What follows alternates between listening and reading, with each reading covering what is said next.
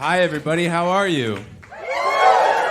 That's great. I'm unlikable. I don't know if you guys can see my face. I have an asshole face. I look like all the presidents except one. And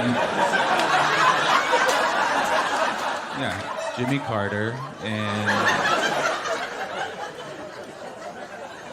recently, somebody told me that I look like Matthew McConaughey in Dallas Buyers Club. So that was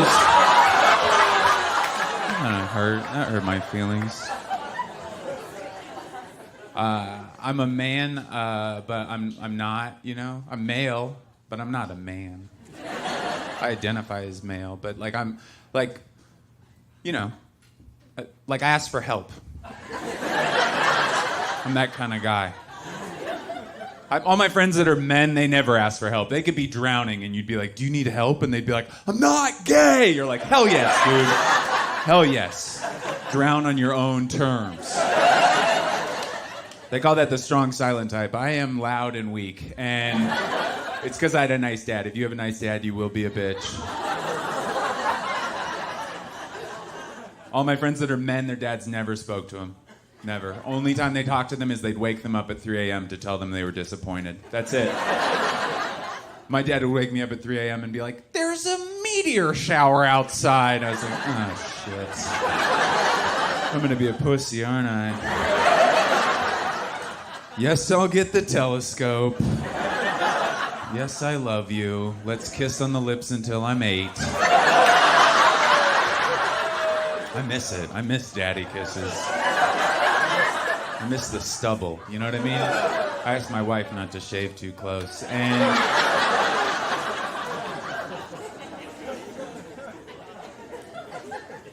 no, but it's nice. That's what I like about living in a city, is you can be a man, but not a man, you know? Like, I don't have to do man shit. I can call a man to help do the man stuff. There's some guys here that know what I'm talking about. I mean, it's dangerous to try to be a guy. That's how, like, most guys die. Like, their chest will hurt, and they'll be like, I'm a man, and then they die. And you're like, why didn't you go to the hospital? They're like, I'm not gay. You're like, you're dead.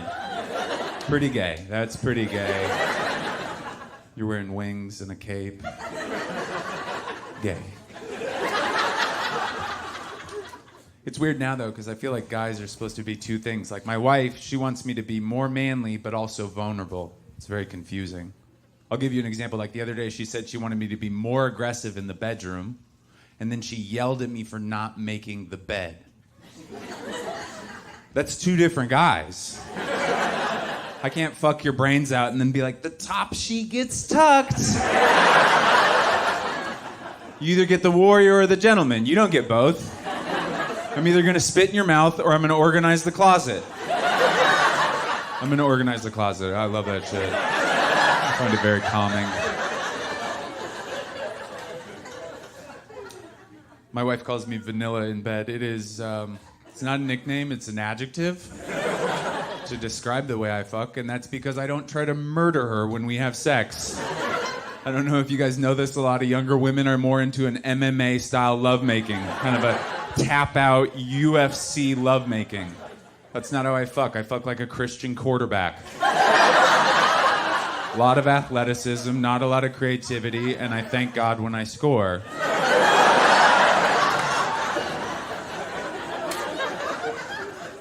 I will choke her. I'll choke her. If she asks me to. You know, I figured she needs to ask me. That's one part of it. And also, we have to be having sex. That's another big thing. I can't just walk up to her in the kitchen like, you like that, slut? Not good. But I don't think I'm good at it. Because the whole time I'm crying, I'm like, I'm so sorry. And then I come, and it's not good. I don't think we understand each other's sexuality. I don't think men and women do. Like, I just think it's so different. Most of the time when you ask a guy what he's attracted to, it's like a body part. Like, if you ask me, I'm like, boobs. I like boobs. Have you guys heard about them? They're great.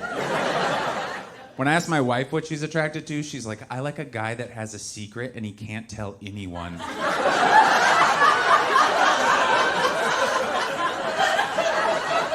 what the fuck is wrong with you?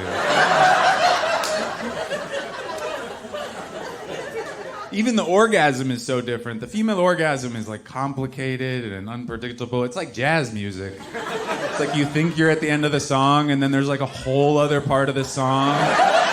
And then she starts improvising and finishes the song herself. And the male orgasm is just like an air horn. It's just one big dumb boom. And then the air horn doesn't work for a half an hour. I'm 40. It will be back tomorrow, let's be honest. You get one air horn per day.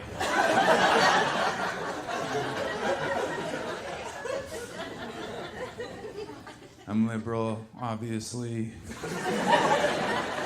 I don't like it. It's not fun to be liberal. If you're liberal, you know, we're not having as much fun. Because we have to care about everything, right? We have to, like, care about all this shit.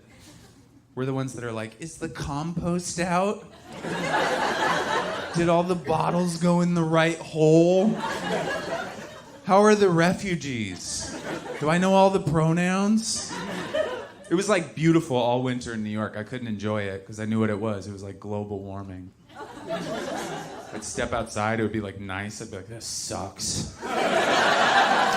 Conservatives don't have to do that. They're like, wow, what a beautiful 75-degree Martin Luther King Day. I wasn't going to celebrate, but now I am.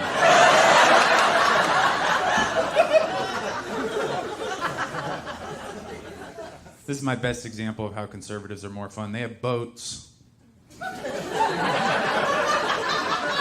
Big fucking boats. They got boats. Liberals don't have boats. We have kayaks. We have kayaks. That's what we have. Conservatives have big fucking... They have motorboats. You've never heard anything progressive ever said on a motorboat.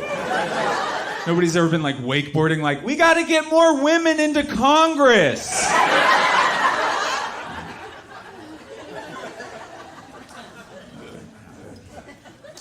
It's weird though, because I'm from Seattle, but I married into a very conservative family. So I'm very liberal. My mom's a Subaru Outback and Eddie Bauer edition. And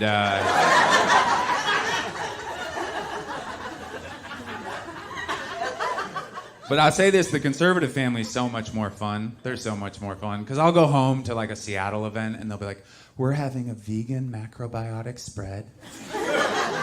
I've put out a piece of parchment for everybody to write their gratitude lists on.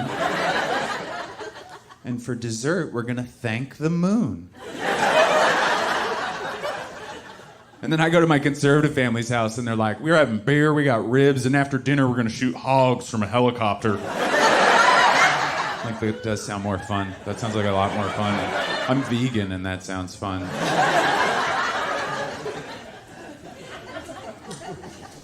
So I live in New York. You guys might remember it. From 9/11, and oh no, oh shit. I love New York. I love living there because I like all of the diversity. Like I don't have any culture. I'm a city white. I'm a white guy from Seattle. I have no culture.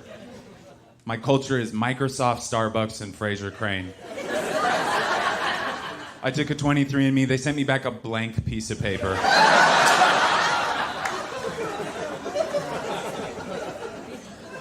So I love all the diversity. I like all that diversity. I like all the different kinds of people. And one thing I like to do is I like to practice Spanish with them. They do not like that. They do not like that. But here's the thing. I've been trying to learn Spanish for like 25 años.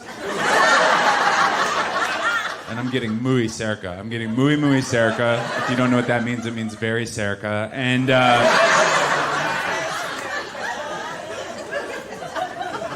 sometimes people get mad at me, though. Sometimes people get mad. Like, I'll go into my bodega, and they'll yell at me. They'll be like, Andy, we're from Yemen.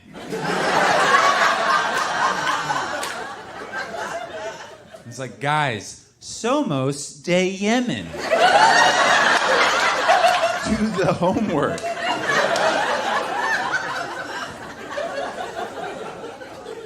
I do have a solution for immigration. I know you guys want to hear it. Here's what it is. If you want to move to America, you should be able to.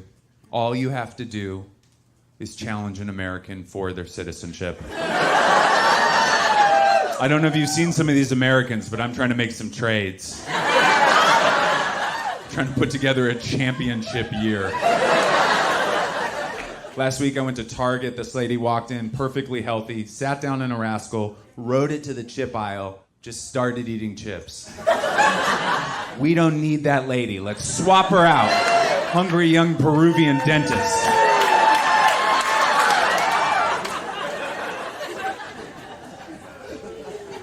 We'll try this. It might get cut. I do live in New York, and like I said, you guys remember it from 9/11. I don't think anybody's forgetting about 9/11. I think it's weird that we still have the never forget stuff going. It's not a lot, but you see it occasionally, and I don't think anybody's forgetting about 9/11. Like, I live in New York. I've been down to the World Trade Center memorial a bunch. Never ever have I seen somebody that's like, I swear to God.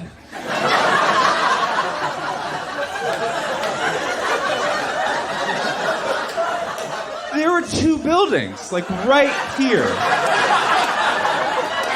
What's everybody crying about? All right, you guys are fantastic. Thank you very much.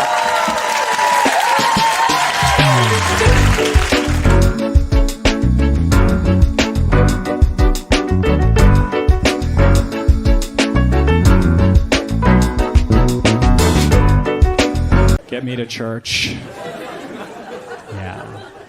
Okay, let's see. Clap if you're a bottom.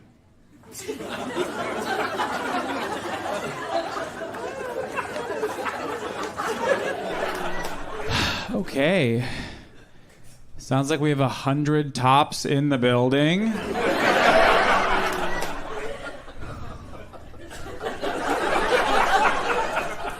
Lock the door. Best night of my life.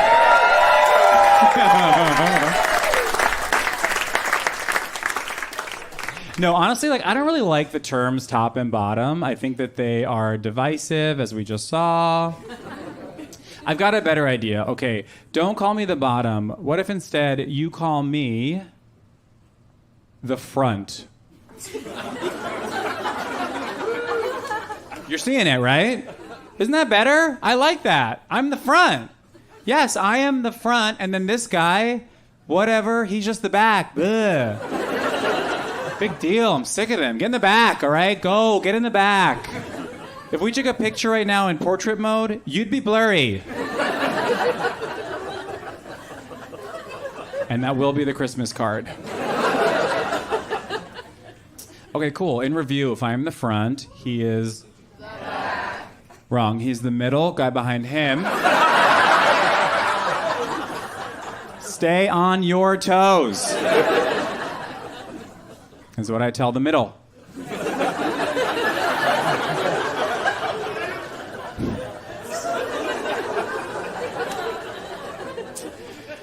Okay, next question. Who here has peed in the ocean?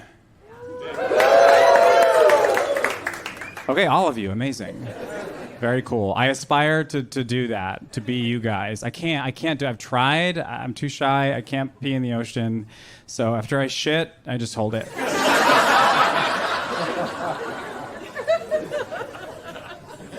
I told that joke a couple weeks ago, and this guy in the crowd yells out, "Shark sugar!" Yeah, so now we've all heard that. Apparently, blood in the water, not the only thing that can attract a shark. He told me that, and I was like, is that for real? And he goes, well, did a shark show up? And I was like, I have never shit in the ocean.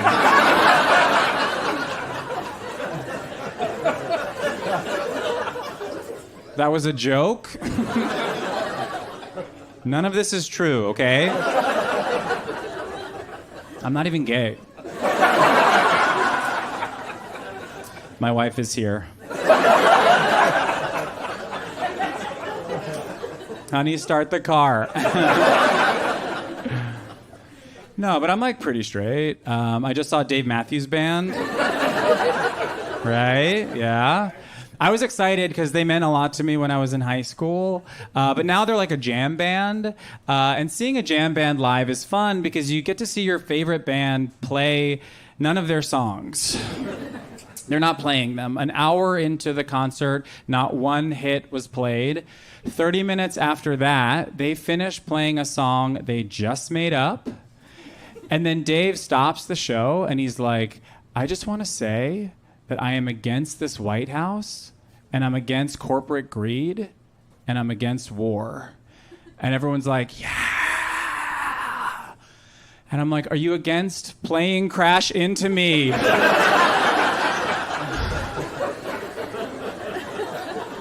We paid for parking. I don't care about sports, but I think you guys knew. Like, I live in LA. I've lived there for over 10 years now. And in that time, I've been to Dodger Stadium twice. It was for the vaccine. Thought it was a hospital. The other day, I saw a guy in a Dodgers jacket, and I was like, doctor? But I went back recently for the first time for a game, and I saw something really interesting. There was a guy sitting near me on his phone watching a football game. Yeah, he's at a baseball game, and he's watching a football game. And I started to think, I was like, I bet that there is a guy at that football game on his phone watching this baseball game. And if these two guys could meet, maybe they would kiss.